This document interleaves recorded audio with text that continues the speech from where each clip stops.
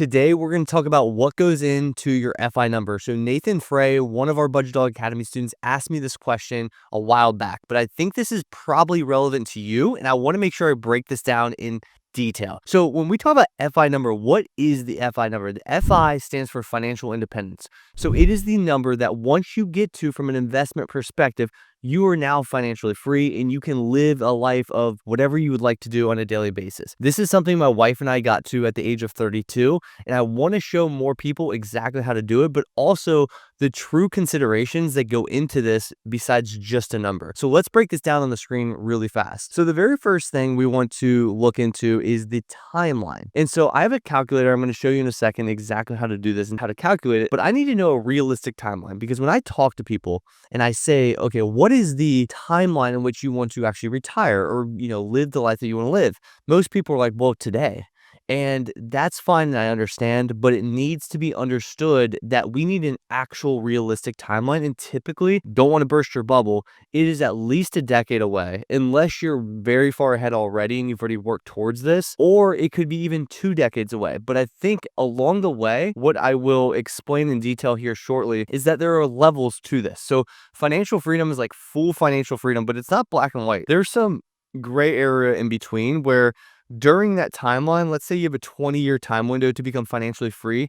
Maybe at year 10, a spouse takes a step, back from work and she or he decides to stay at home, right? So there are things that you can adjust, or maybe the job that you're actually working changes and you actually do something of passion, and maybe that means less money, but you already know based on your FI number and your timeline that it's totally fine to do what you want to do. And oftentimes people don't really want to retire. They want to do what they want to do. And so along this journey, you can actually start to shift your lifestyle to exactly how you want it to look like. I'll give you an example. My wife and I, 3 years ago, changed entirely what we did. I quit my 9 to 5.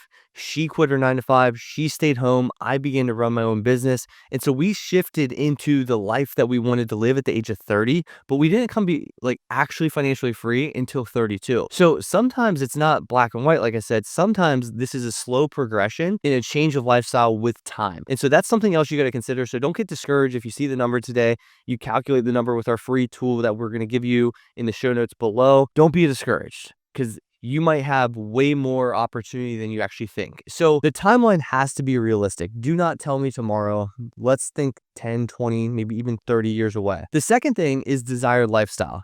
Now, desired lifestyle is a very important thing to think about, because most people are not going to be honest with themselves. They're going to go ahead and just say, well, I'm just going to live like this right now. Then they get to retirement and real life happens. Like they have medical bills, or they want to travel, or that little ideal spreadsheet they put together isn't really accurate, and they're actually needing more than they budgeted for or they expected. And so not knowing this number is going to hurt you in a massive way. Do not lie to yourself. You're only going to hurt yourself. The worst thing in the world is trying to be financially free, leaving that 9 to 5 job, that career, going about, financial freedom for the next 5 to 10 years. And all of a sudden, at the age of 50, you have to go back into the workforce, and you're 10 years removed from the workforce and your skill set. That's not a good place to be. So the more honest you are, the better off you're going to be. Now, the next thing is a free tool that I'm going to give you guys myself, is the calculation itself. The actual number, true FI number, to figure out what it takes to actually be financially free. I will show you that in a second, but before we do that, I also want you to always account for wiggle room. There's always going to be something that pops up, right? And we can't predict what the future holds, but what I want to say is be extra conservative.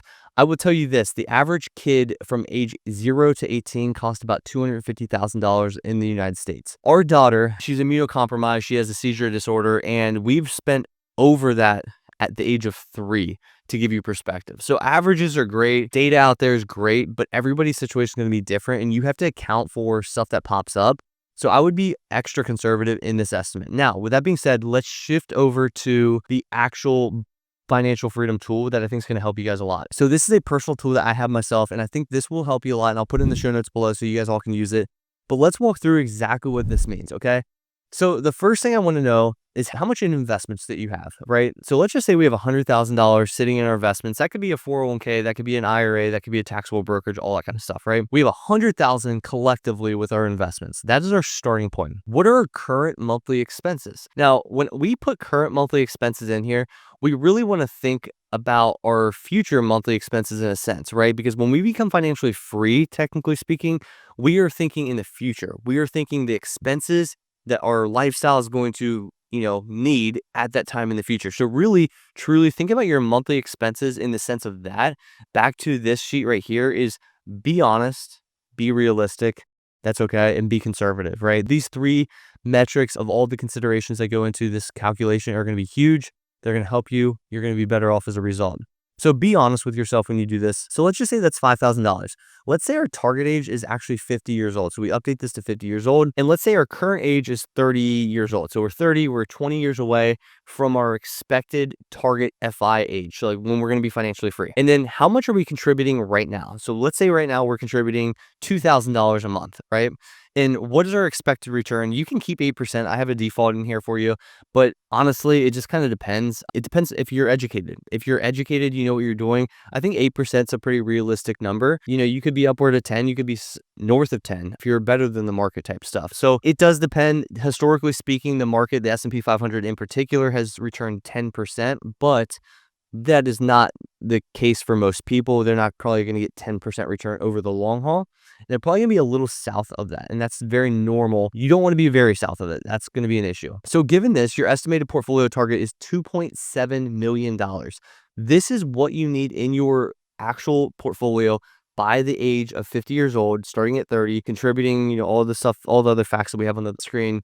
And your estimated income is going to be $9,000 per month. This is the amount that you're able to pull from your actual investment balance. Now, your target contributions are $37.63, but as you see up here, we're only contributing $2,000. So if we really want to get to that actual target, we need to increase our contributions in quite a bit.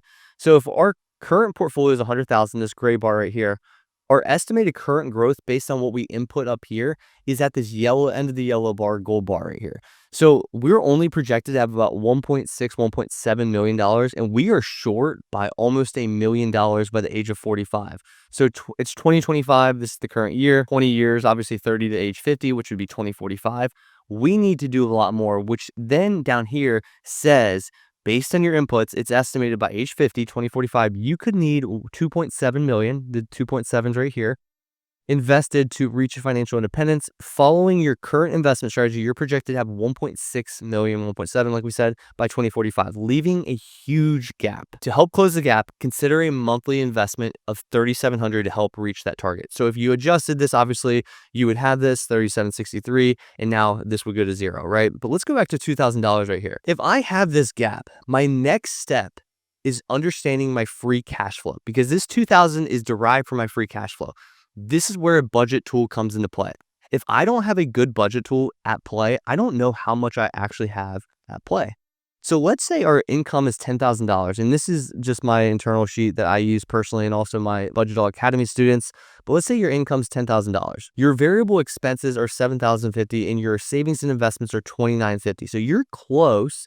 If you go look at this, 30, you need what, $37.63?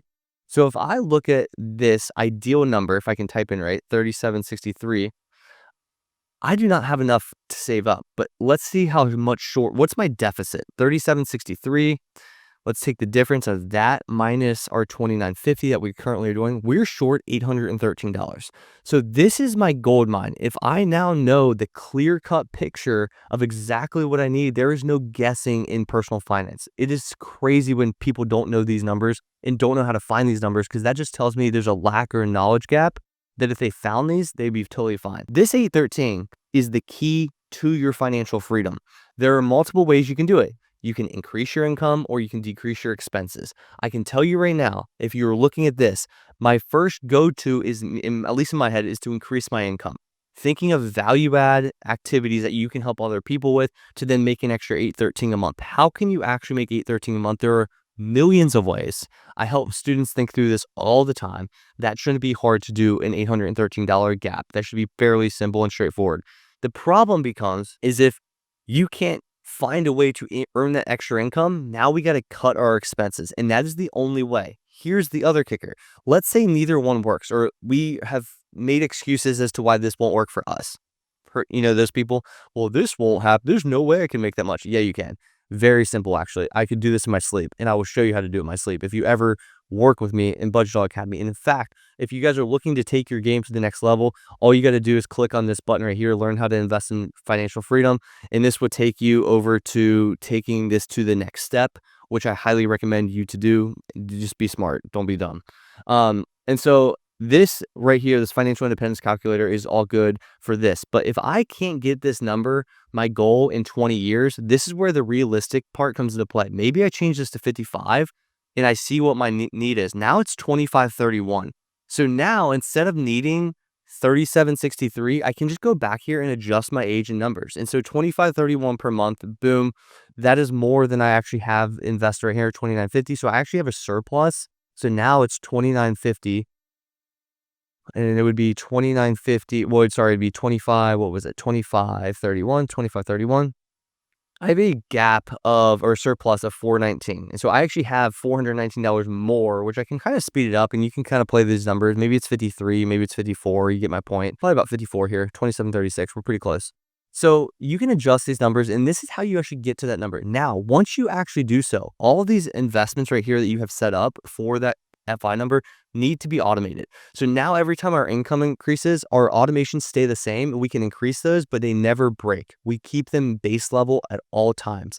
If we want to increase our income, we can't adjust our spend. We increase our income and we take that extra and we put it towards our goals to fast track them, or we just continue to use that. But we keep the baseline of what we want to hit our FI number in place at all times. We never negotiate. You never negotiate with this. If you do, you're not going to hit your goals. And this is why people don't, because they think of all these other ways and they don't have their whole entire fortress of finances set up. And that's the problem with most people. And so if you figure a way out to do this, it's very simple. I do it all the time. I do it for myself and my wife. I've done it for thousands of people in Budgetdog Academy. And again, if you want to apply to join Budgetdog Academy, you know where to find it right here. Learn how to invest financial freedom. This link to this financial independence calculator is in the show notes below. So you can go there and you can click on this link to join and talk with one of my teammates to join the academy, which will change your life by numerous ways.